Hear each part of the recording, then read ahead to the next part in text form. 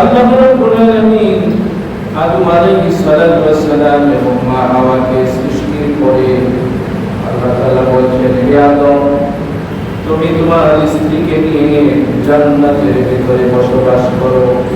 ওয়াকুলা মিনহা রাগাদান হাইথু শি'তুমা, আর জান্নাতের ভিতরে যেখান থেকে যা খুশি ইচ্ছা মতো তোমরা ভক্ষণ করো। বলুন সুবহানাল্লাহ। ওয়ালা তাকরাবা হাযিহি শাজারা, তবে একটি গাছ ইন্ডিকেট করে আল্লাহ রাব্বুল আলামিন জানিয়ে দিলে ওই গাছের নিকটবর্তী যেও না। ফল খাওয়া তো দূরের কথা, ওই গাছের নিকটবর্তী পর্যন্ত তোমরা যেতে পারবে না। যদি যাও ফাতাকুনা মিনাল যালিমিন, জালিমদের অন্তর্ভুক্ত হয়ে যাবে।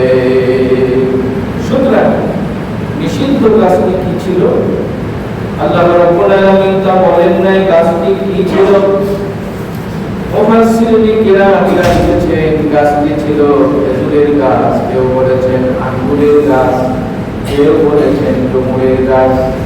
আল্লাহ তাআলা ইন্ডিকেট করে দিলেন জান্নাতের সব জায়গায় যেতে পারবে, সব গাছের ফলগুলো খেতে পারবে, যখন খুশি খেতে পারবে, কিন্তু এই নিষিদ্ধ গাছের নিকটবর্তী যেতে পারবে না। যদি যাও জালিম হয়ে যাবে। জালিম কাকে বলে? যিনি আল্লাহর হুকুমকে লঙ্ঘন করেন তিনি হলেন জালিম। আদম আলাইহিস সালাতু ওয়াস সালাম এবং মা হাওয়া আলাইহিস সালাতু ওয়াস সালাম আল্লাহর হুকুম লঙ্ঘন করার কারণে আল্লাহ তাদেরকে জালিম বলেছেন, অবাধ্য বলেছেন। আল্লাহ রাব্বুল আলামিন এখানে রগাদান শব্দটি ব্যবহার করেছেন। রগাদান শব্দের অর্থ হলো যেই জিনিস বিনা পরিশ্রমে পাওয়া যায়, যেই জিনিস কষ্ট ছাড়া পাওয়া যায়, সেই জিনিসকে আরবিতে রগাদন বলা হয়। আল্লাহ বলছেন জান্নাতি প্রত্যেকটি নিয়ামত জান্নাতীরা বিনা পরিশ্রমে লাভ করবে। বলুন আলহামদুলিল্লাহ। এর জন্য কোনো পরিশ্রম করতে হবে না। আল্লাহ রাব্বুল আলামিন এখানে বোঝাচ্ছেন, বান্দা আদম, তুমি তোমার স্ত্রীকে নিয়ে জান্নাতে বাস করো। এরপরে আল্লাহ বলছেন ওয়াকুলা, তোমরা উভয়ে খাও। এখান থেকে বোঝা যায় বিবাহের পরে স্বামীর ইচ্ছাধীন স্ত্রীকে থাকা বাধ্য হয়ে যায়। স্বামী যেখানে থাকবে স্ত্রী সেখানে থাকতে বাধ্য। বিবাহের পরে একজন স্বামীর উপরে চারটা দায়িত্ব এসে যায়। এই চারটা জিনিস স্ত্রী তার কাছ থেকে পাও না। এক নাম্বার হলো খাদ্য, দুই নাম্বার হলো পানীয়, তিন নাম্বার হলো বাসস্থান, চতুর্থ নাম্বার হলো বস্ত্র। স্বামী তার স্ত্রীকে এই চারটা জিনিস দিতে বাধ্য। এর অতিরিক্ত যদি কিছু দিয়ে দেয় এটা হবে স্ত্রীর প্রতি অনুগ্রহ। আল্লাহ বোঝান আদম, তুমি যেখানে থাকবে স্ত্রীও তোমার সেখানেই থাকবে। তবে খাবার ব্যাপারে দুইজনের অধিকার সমান। বলুন সুবহানাল্লাহ। খাওয়ার ব্যাপারে দুইজনের অধিকার সমান। তুমি গরুর গোশত খাও কিন্তু স্ত্রী গরুর গোশত খায় না।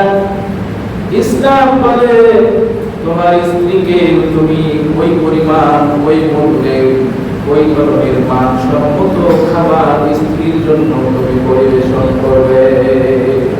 ইসলাম সকলের হককে এমন ভাবে আল্লাহ রাব্বুল আলামিন দান করেছেন। আলহামদুলিল্লাহ। আল্লাহ রাব্বুল আলামিন এরপরে বলেন নিষিদ্ধ গাছের কাছে যেও না। যদি যাও জালিম হয়ে যাবে। فأزلهما الشيطان عنها فأخرجهما مما كان فيه وقلنا اهبطوا بعضكم لبعض عدو। আল্লাহ রাব্বুল আলামিন বলেন শয়তান তাদের কাছে গিয়ে তাদের উভয়কে পদস্খলন ঘটালেন, অর্থাৎ এই গাছটি ফল খেতে তাদেরকে বাধ্য করলেন। এরকম ভাবে শয়তান তাদের কাছে গিয়ে বলল, শয়তান তাদের কাছে গিয়ে কসম করে বলল, আমি কসম করে বলছি, আমি তোমাদের জন্য একজন শুভাকাঙ্ক্ষী হয়ে বলছি, এই গাছের ফল খেতে আল্লাহ তাআলা তোমাদের এই ফলের ফল যদি খাও তাহলে তোমরা জান্নাতের ভিতরে চিরস্থায়ী থাকবে, তোমাদের যৌবন ঠিক থাকবে। আল্লাহ তাআলা এটা চান না, এজন্য তিনি তোমাদেরকে গাছের ফলটি খেতে নিষেধ করেছেন। বলুন নাউযুবিল্লাহ। আল্লাহ রাব্বুল আলামিনের হুকুমগুলো তারা ভুলে গিয়া আদম আলাইহিস সালাতু ওয়াস সালাম এবং মা হাওয়া নিষিদ্ধ গাছের ফলটি খেলেন। দুইজনের ভিতরে কে আগে ফল পেয়েছেন কোরআনে তাও উল্লেখ করা হয় নাই। মুফাসসিরিনে কিরামেরা লিখেছেন মা হাওয়া আলাইহিস সালাতু ওয়াস সালাম শয়তানের ধোঁকায় সর্বপ্রথম ফলটা খেয়েছিলেন। নিজে খাওয়ার পরে স্বামীকে খাইতে বললেন। এজন্য আদম আলাইহিস সালাতু ওয়াস সালাম মৃত্যু শয্যায় যখন খাইল, তার সন্তান হযরতে শীশকে ডেকে বলছেন, সন্তান আমি তোমার বাবা হয়ে তোমাকে দুইটা উপদেশ দিয়ে যাচ্ছি, দুইটা উপদেশ তুমি সব সময় কানের ভিতরে রাখবা। হযরতে শীশ আলাইহিস সালাতু ওয়াস সালাম বললেন, কি দুইটা উপদেশ? বললেন, সন্তান রে, দুইটা উপদেশের একটি হলো নির্জনী বেগানা কোনো মহিলার কাছে একসঙ্গে বসিও না। বেগানা কোনো মহিলার সঙ্গে নির্জনী তুমি যদি এক জায়গায় বসো, শয়তান তোমাদের দুইজনের মাঝে ওকালতি করে অবৈধ কাজে তোমাদেরকে নিয়ে যাবে। দুই নাম্বার, সব কথা সব জায়গায় মহিলাদের শোনো না। সে তোমার কাছে কত বড় হিতা কান্তি হোক না কেন, মহিলার সব জায়গায় সব কথা শুনবা না। আমি কিন্তু তোমার মায়ের কথা শুনে নিষিদ্ধ গাছের ফল খেয়ে জান্নাত থেকে বিতাড়িত হয়েছিলাম। আল্লাহ রাব্বুল আলামিন বলেন, দুইজনই আমার নিষিদ্ধ গাছের ফলটা তারা খাইলেন। আল্লাহ রাব্বুল আলামিন বলছেন, ফাআখরাজাহুমা মিম্মা কানা ফি। এরপর আমি তাদের দুইজনকে জান্নাত থেকে বের করে দিলাম। বলুন নাউযুবিল্লাহ।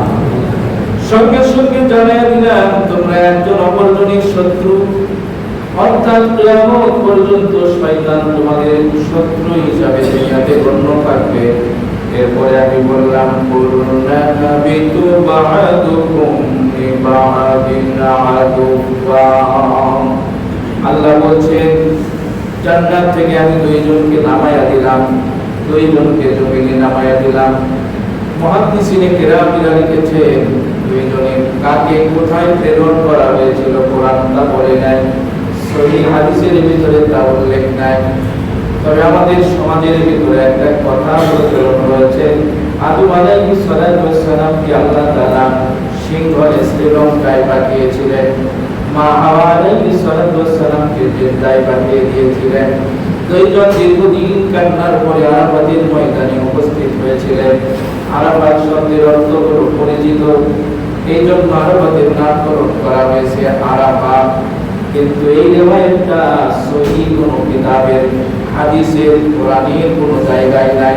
প্রচলিত একটি কথা আমাদের সমাজে রয়েছে। আল্লাহ বলছেন, আমি দুইজনকে নামায়া দিলাম, আদম এবং হাওয়া, এবং ইবলিসকে পৃথিবীতে নামায়া দিলাম। সঙ্গে সঙ্গে আদমকে জানাইয়া দিলাম একটি কথা, কি? ওয়ালাকুম ফিল আরদি মুস্তাকাররুন ওয়া মাতাউন ইলা হিন। আদম, জান্নাত থেকে তোমরা দুইজন দুনিয়াতে প্রেরণ করছো। এই দুনিয়াতে তোমাদের জন্য সামান্য কিছু একটা সময় তোমাদের থাকবে। এই সামান্য সময়ের ভিতরে তোমাদেরকে বহু কিছু করতে হবে। তারপরে আমার পক্ষ থেকে কিছু ইনফরমেশন তোমাদের কাছে যাবে, কিছু নির্দেশনা যাবে। ওই নির্দেশনা তোমরা যদি পালন করো, আর ওই নির্দেশনা অনুযায়ী তোমার বনি আদমেরা যদি দুনিয়ার বুকে চলতে পারে, এই যে হাতছাড়া হয়ে যাওয়া জান্নাত তোমার জন্য আবারও অংশীদার হবে। বলুন সুবহানাল্লাহ। আদম আলাইহিস সালাতু ওয়াস সালাম এবং মা হাওয়া দুনিয়াতে আসলেন। আদম আলাইহিস সালাতু ওয়াস সালামকে জিবরাইল আলাইহিস সালাতু ওয়াস সালাম কিছু গম দিলেন, কিছু চাউল দিলেন, দিয়ে বললেন, আদম এটা জমিনের ভিতরে গাড়ো, জমিনের ভিতরে কাটলে এখান থেকে একটা গাছ হবে, এই গাছটায় শস্য ধরবে। শস্যটা তুমি কর্তন করো, এই শস্যটাকে তুমি পিষো, শস্যটাকে পিষার পরে রুটি বানাও, এটাই হবে তোমার খাদ্য। আদম আলাইহিস সালাম খুব কষ্ট করে ফসল ফলালেন। তাফসীরের কিতাবে এসেছে আল্লাহর নবী আদম আলাইহিস সালাম রোপণ করার সঙ্গে সঙ্গে একটা গাছ হয়ে গেল। গাছটা শস্য ধরলো, শস্যটা তিনি কর্তন করলেন, এরপরে পিষলেন, নিজের হাতে রুটি বানালেন, এরপরে খাবার বসেছেন। সঙ্গে সঙ্গে হাত থেকে রুটিটা পড়ে যায়। পাহাড়ের উপরে তিনি খাচ্ছিলেন, পাহাড়ের নিচে যখন রুটিটা পড়ে গেল, আল্লাহর নবী আদম আলাইহিস সালাম বহু কষ্ট করে রুটিটা আবার করে দিলেন। এরপরে খেলেন। জিবরাইল আলাইহিস সালাম বললেন, আদম, বনি আদম, তোমার সন্তানেরা এইরকম কষ্ট করে করে দুনিয়াতেও তারা রিজিক অন্বেষণ করবে। দুনিয়ার রিজিক, হালাল পন্থায় রিজিক অন্বেষণ করা কোন ব্যক্তির জন্য আল্লাহ তাআলা সহজ করে রাখেন নাই। কষ্ট করে ঘাম ছড়িয়ে দুনিয়াতে হালাল উপার্জন করতে হবে। আল্লাহ রাব্বুল আলামিন আদম আলাইহিস সালামের মাধ্যম দিয়ে সেটা শিক্ষা দিয়েছেন। বলুন আলহামদুলিল্লাহ। আল্লাহ রাব্বুল আলামিন বললেন, ফামান তাবিআ হুদায়া ফালা খাউফুন আলাইহিম ওয়ালা হুম ইয়াহজানুন। আমার পক্ষ থেকে তোমার কাছে একটা নির্দেশনা যাবে, গাইডলাইন যাবে, এই দুনিয়াতে তুমি কিভাবে চলবে আমি আল্লাহ রাব্বুল আলামিন এই কর্মপন্থাটা তোমাকে জানায়া দিব। এই কর্মপন্থা অনুযায়ী তুমি যদি পৃথিবীতে যদি চলো, আমি আল্লাহ রাব্বুল আলামিন আবার তোমাকে এই জান্নাতে ফিরে আনবো। সুতরাং মানব জাতির জন্য গাইডলাইন হলো আমাদের জন্য আল কোরআন। আলহামদুলিল্লাহ। আমরা আমাদের আদি বাসস্থান ছিল জান্নাত। সকলে বলুন আলহামদুলিল্লাহ। আমাদের আদি বাসস্থান কোথায়? জান্নাত। জান্নাত থেকে আমরা সাময়িক কিছু সময়ের জন্য এই পৃথিবীতে এসেছি। এরপরে আল্লাহ রাব্বুল আলামিন এখানে আমাদের জন্য একটি গাইডলাইন যেটা দিয়েছে, নির্দেশনা দিয়েছে, এই কোরআন। এটাকে যখন কোনো ব্যক্তি অনুসরণ আর অনুকরণ করবে, তখন সে তার ফিরে পাওয়া, হারিয়ে যাওয়া জান্নাতের অংশীদার হবে। বলুন আলহামদুলিল্লাহ। আল্লাহ তাআলা বলছেন সূরা তাহা 121 নম্বর আয়াতে কারিমা থেকে আদম আলাইহিস সালামের ঘটনাগুলো বর্ণনা করছেন। আল্লাহ বলছেন, وَلَقَدْ عَهِدْنَا إِلَى آدَمَ مِنْ قَبْلُ فَنَسِيَ وَلَمْ نَجِدْ لَهُ عَزْمًا। আল্লাহ রাব্বুল আলামিন বলেন, আমি আদম আলাইহিস সালামকে একটা নির্দেশ দিয়েছিলাম ইতিপূর্বে, কিন্তু তিনি সেটা ভুলে গিয়েছিলেন। নির্দেশ দিয়েছিলাম ওই গাছের ফলটা তুমি খাবে না, কিন্তু আদম আলাইহিস সালাম ভুলে গিয়েছিলেন। ওয়ালাম নাজিদ লাহু আজমা, আমি তাকে পাকা পরিকল্পনাবিদ পাই নাই। অর্থাৎ আদম আলাইহিস সালামের এই বৃক্ষের ফল খাওয়াকে আল্লাহ রাব্বুল আলামিন তার আদেশ অমান্য করা বলেন নাই। বলেছে যে আদম আলাইহিস সালাম তার অন্তরের পরিকল্পনা ভালো না থাকার কারণে তিনি এটাকে ভুলে গিয়েছিলেন। এই জন্য আমরা বনি আদম, আমরা অনেক কথাগুলো ভুলে যাই, অনেক কথাগুলো স্মরণে রাখতে পারি না, কারণ এইটা মানুষের স্বভাব। ভুলে যাওয়াটা মানুষের স্বভাব। আদম আলাইহিস সালাম আল্লাহ তাআলার এই আদেশটিকে ভুলে গিয়েছিলেন। আল্লাহ রাব্বুল আলামিন বলছেন, এরপরে আমি আদমকে সিজদা করার কথা বললাম, সবাই সিজদা করেছিল, ইবলিস সেদিন সিজদা করে নাই। আমি আল্লাহ রাব্বুল আলামিন বলে দিলাম, ফাকুলনা ইয়া আদামু ইন্না হাযা আদুউন লাকা ওয়া লিযাওজিকা ফালা ইউখরিজান্নাকুমা মিনাল জান্নাতি ফাতাশকা। আমি বললাম আদম, এই শয়তান ইবলিস তোমার শত্রু এবং তোমার স্ত্রীর শত্রু, সুতরাং সাবধানে থাকিও। আলা ইউখরিজান্নাকুমা মিনাল জান্নাহ, এই ইবলিস যেন তোমাদেরকে জান্নাত থেকে বের করতে না পারে। ইবলিস নানান কারণে তোমাদেরকে সব চাতুরি করে জান্নাত থেকে বের করার চেষ্টা করবে, সুতরাং সাবধানে থাকিও এই ইবলিস যেন তোমাদেরকে জান্নাত থেকে বের করতে না পারে। বলুন নাউযুবিল্লাহ। জান্নাত থেকে যদি বেরিয়ে যাও কি হবে? ফাতাশকা। আল্লাহ রাব্বুল আলামিন বলেন তোমার দুর্ভাগ্যের সীমা থাকবে না, তোমার নানাবিধ কষ্ট তুমি জড়িয়ে পড়বে। আল্লাহ রাব্বুল আলামিন বলেন এই জান্নাত থেকে তোমাদেরকে যেন শয়তান বের করতে না পারে। সুতরাং আল্লাহ রাব্বুল আলামিন শয়তানের একটা পরিধি অঙ্কন করে দিলেন, কোন জায়গাগুলোতে কোথায় কিভাবে বনি আদমকে শয়তান ধোঁকা দিবে। আল্লাহ রাব্বুল আলামিন কোরআনুল কারীমের ভিতরে সেই কথাটি আলোচনা করেছেন। বলুন আলহামদুলিল্লাহ।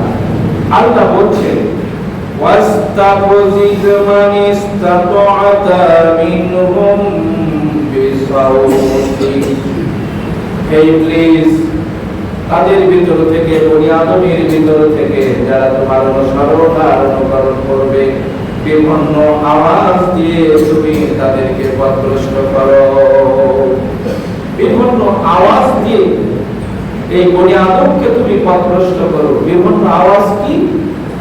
গান বাজনা হলো শয়তানের আওয়াজ। বলুন নাউযুবিল্লাহ। আল্লাহ রাব্বুল আলামিন বলছেন তাদেরকে আওয়াজ দিয়ে, বিভিন্ন প্রমন্ত্রণা দিয়ে, বিভিন্ন ধোঁকা দিয়ে তুমি তাদেরকে পথভ্রষ্ট করো। ওয়া আযলিবু আলাইহিম বিখাইলিকা ওয়া রাজুলিক। তোমার যে পদাতিক বাহিনী রয়েছে, যে অশ্ব বাহিনী রয়েছে, এদের দ্বারা তুমি তাদেরকে পথভ্রষ্ট করতে পারবে। দুনিয়াতে শয়তানি বিভিন্ন বাহিনী রয়েছে। এক নাম্বার বাহিনী হলো জিন শয়তান, দুই নাম্বার হলো মানুষ শয়তান। এই জিন এবং মানুষ শয়তানের মাধ্যম দিয়েও শয়তান মানুষকে পথভ্রষ্ট করে। বলুন নাউযুবিল্লাহ।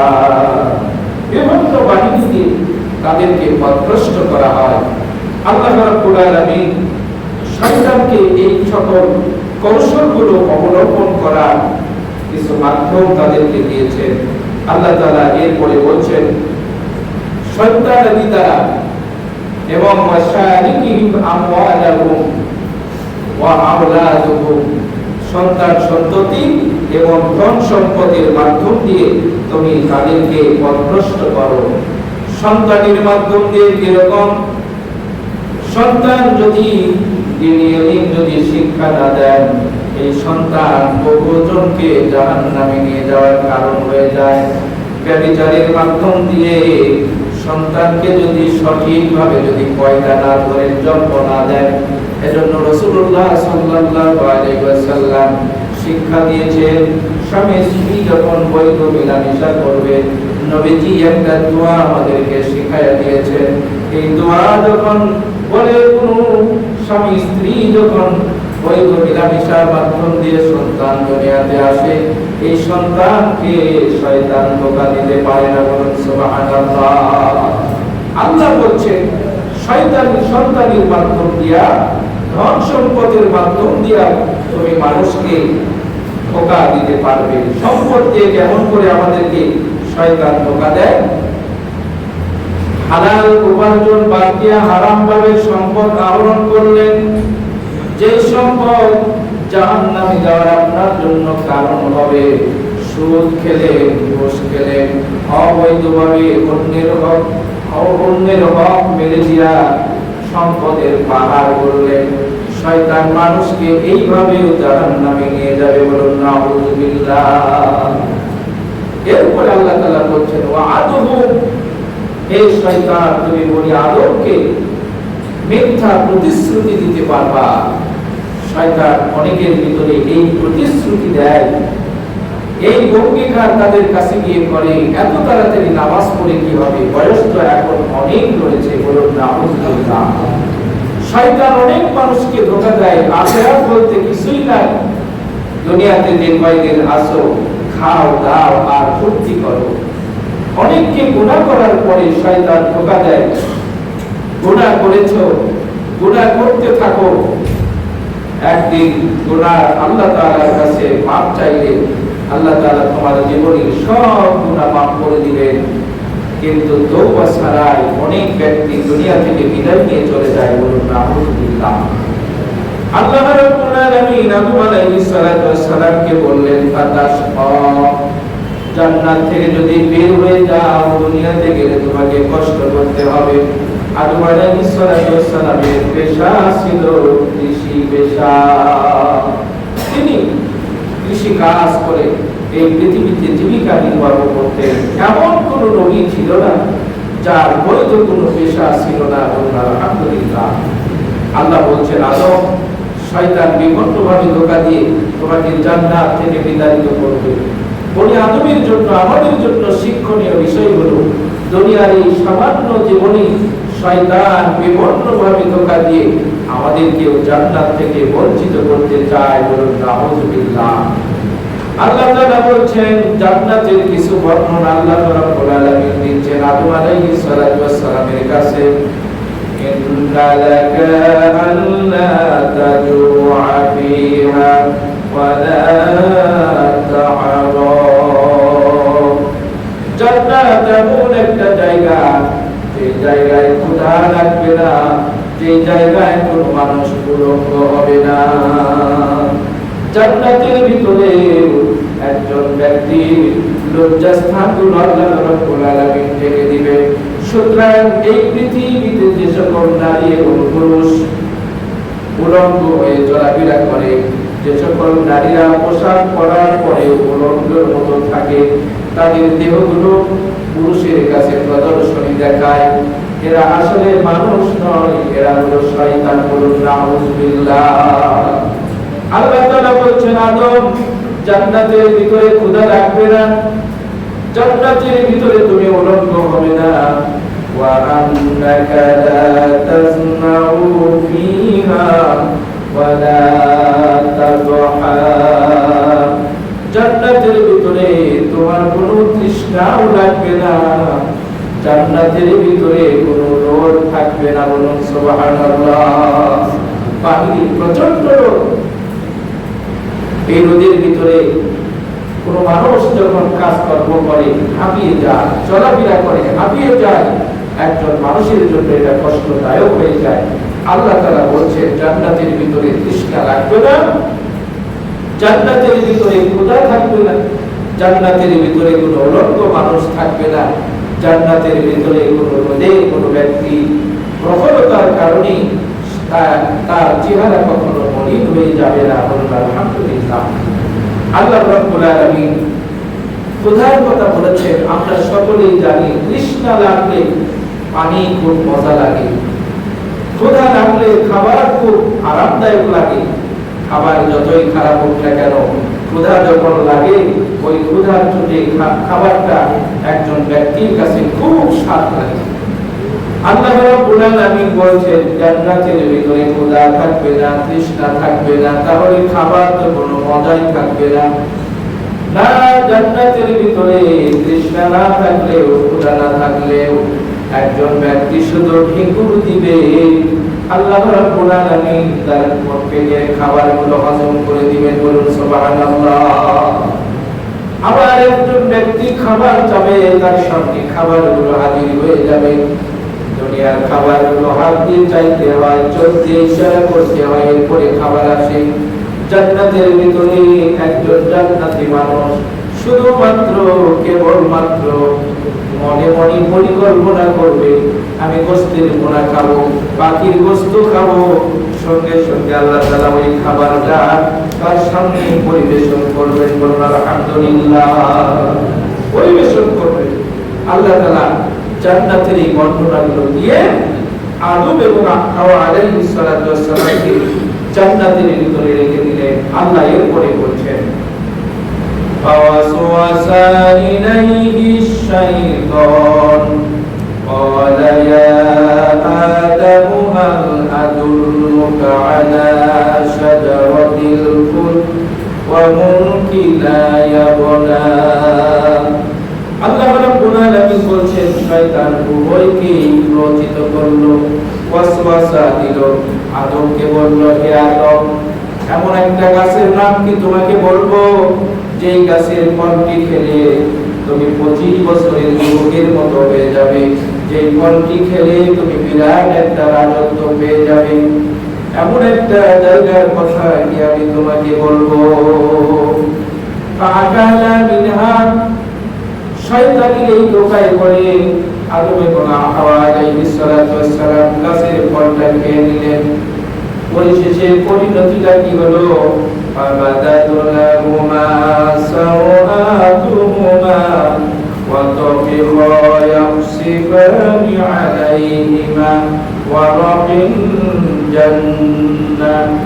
পরিণতিটা হলো আল্লাহ রাব্বুল আলামিন তাদের গায়ে যে জান্নাতের পোশাকটা দিয়েছিলেন লজ্জাস্থান আবরণের জন্য, আল্লাহর হুকুম লঙ্ঘন করার কারণে আল্লাহ রাব্বুল আলামিন তাদের লজ্জাস্থানকে তাদের কাছে উন্মুক্ত করে দিলেন।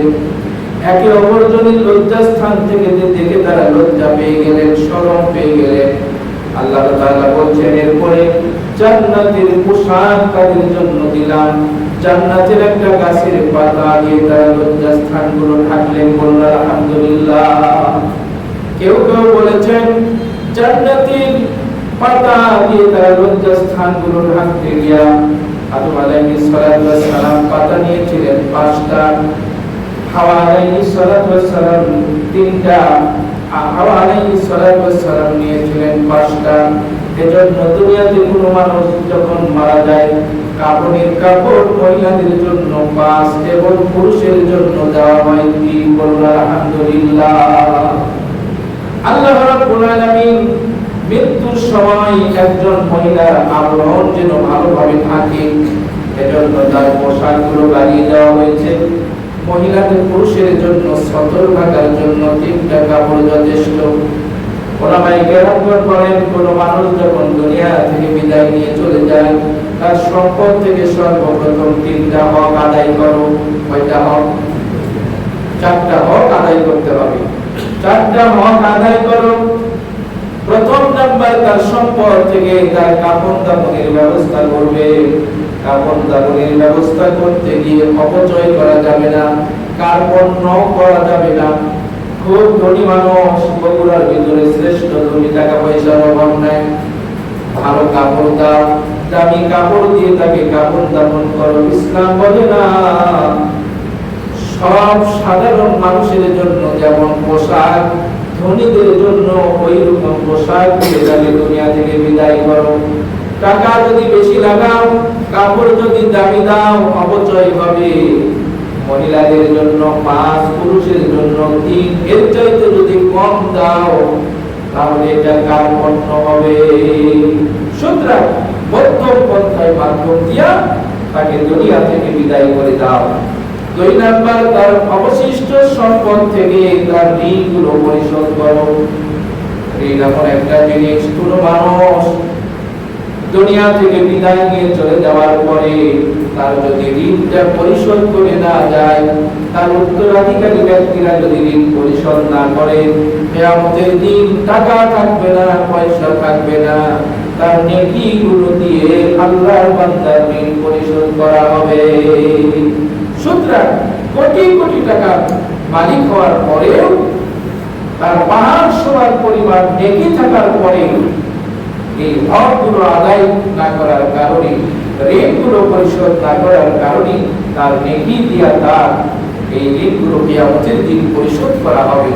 ঋণের ভিতরে সুস্থ থাকাকালীন যে ঋণগুলো করেছে, অসুস্থ থাকায় যে ঋণগুলো করেছে, স্ত্রীর হক, স্ত্রীর মহরণা যদি আদায় না করে থাকে, এইটাও তার ঋণের ভিতরে গণ্য হবে।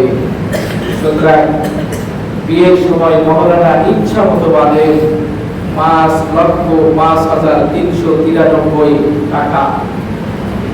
আমরা অনেক সময় ওই জায়গায় ফতুয়া দিই, পরিশোধ করে কে, দেখাই মাধ্যম দিয়ে, কিন্তু না, আপনার সম্মতি ছিল, সুতরাং এইটা পরিশোধ না করে আপনি যদি ইন্তিকাল করেন, এটাও কিয়ামতের দিন স্ত্রী যদি মাফ না করে, এইটাও ঋণের ভিতরে গণ্য হবে, বলুন নাউযুবিল্লাহ। কারণ সম্পদ পরিশোধের জন্য আপনি যদি গ্যারান্টার হয়ে থাকেন, আপনি যদি জিম্মাদারি হয়ে থাকেন, এটাও আপনার উপরে ঋণ, এইটাও কিয়ামতের দিন পরিশোধ করা হবে। 3 নাম্বার, ওসিয়ত পালন করতে হবে তার সম্পত্তির 3 ভাগের 1 ভাগ থেকে। কেউ যদি ইন্তিকালের সময় বলে যায় যে আমার সম্পদ থেকে কিছু টাকা মসজিদে দিও, কিছু টাকা মাদ্রাসায় দিও, কিছু টাকা অভাবগ্রস্ত ব্যক্তিদেরকে দিও, তাহলে তার সম্পদের 3 ভাগের 1 ভাগ দিয়ে তার ওসিয়তগুলো পালন করতে হবে। তার জীবিত ওয়ারিসেরা সম্পদ থাকার পরেও যদি এই ওসিয়ত পালন না করে, তাহলে গুনাহগার হবে।